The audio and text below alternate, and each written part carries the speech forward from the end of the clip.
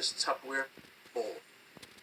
Dad saw it, and he, by that time, was actually studying plastics. He was taking a course. Talk about a visionary. And he saw this and he said, wow, let's get our hands on this product. And they founded a jobber in Boston, found who they could buy it from, and they started to buy the product and have it delivered to their home.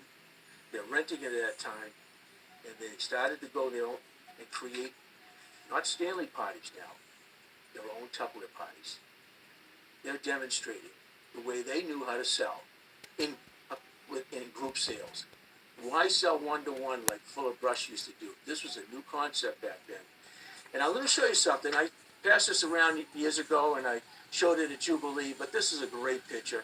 I gave it to Rick Goins many years ago, 10 to 12 years ago, and he showed it to him, told him the story behind it. It's the oldest photograph of a Tupperware party in the world.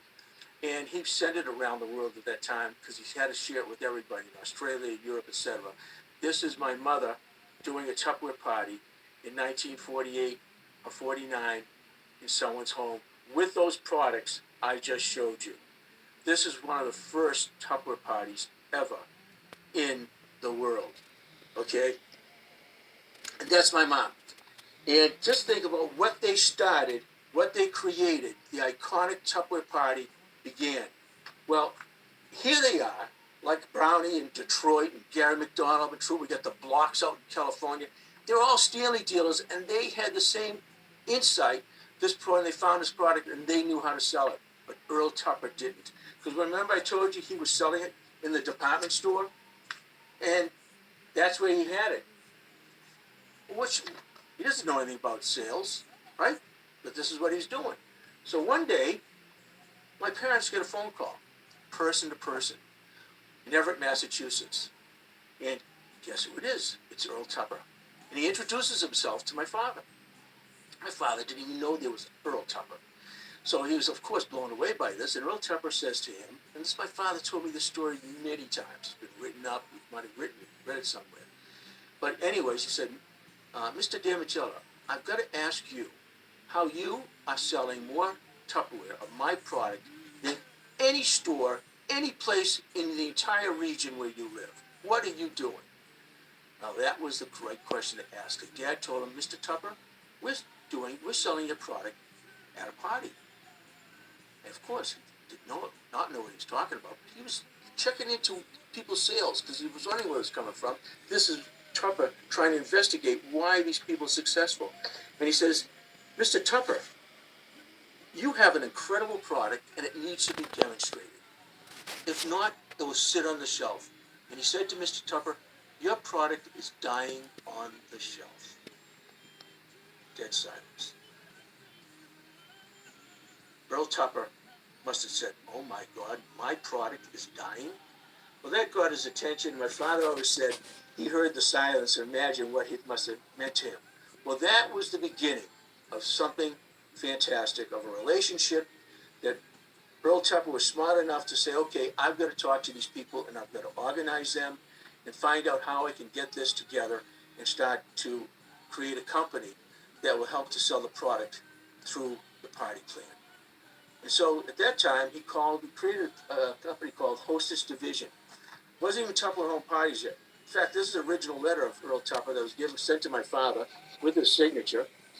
And he used to write to everybody. And it's called Tupper Corporation, Farnhamsville, Massachusetts, Hostess Division.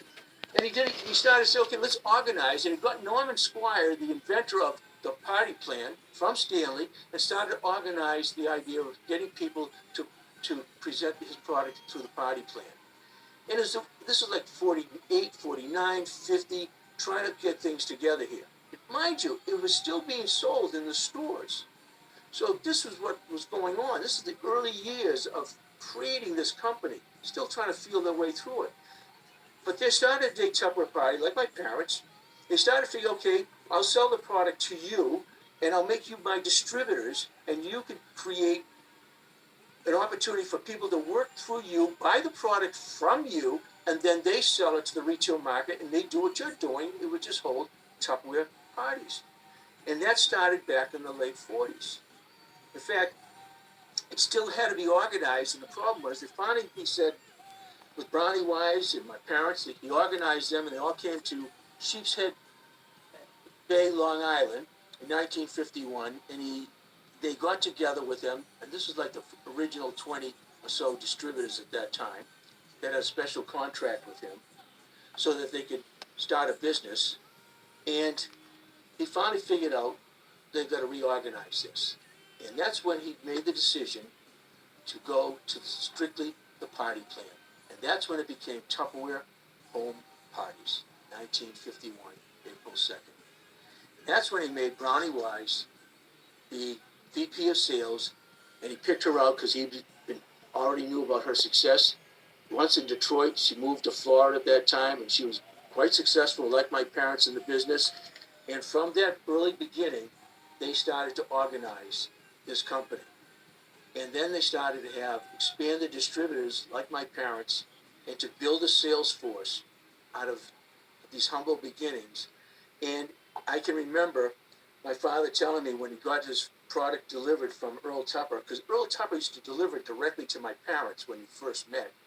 And he drove out to Farmsville, Massachusetts. But I got something here. In 1951, when they made the decision to go exclusively Tupperware Home Parties, my father bought this truck, delivery van, from Earl Tupper, besides. And he bought it from him to use it, guess what?